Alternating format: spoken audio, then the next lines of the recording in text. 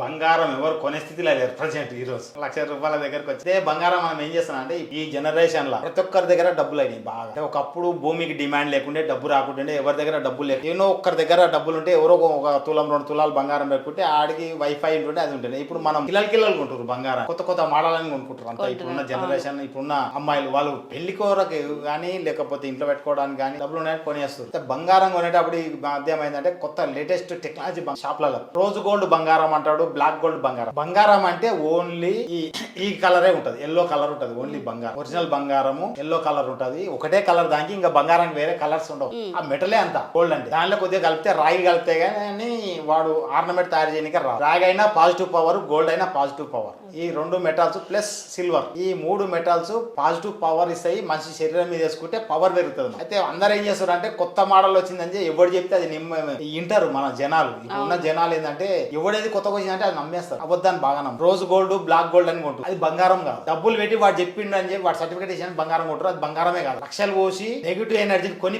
శరీరం మీద వేసుకుంటారు. బంగారం ఎంత వేసుకుంటే మన శరీరం మీద మనకు అంత పవర్ వస్తుంది, మన మాట అందరి ఇంటారు. బంగారం శరీరం వేసుకుంటే ఒక రకమైన ప్రొటెక్షన్ వస్తుంది. బంగారం వాల్యూ చూసి ప్రొటెక్షన్ రాదు, శరీరం వేసుకున్న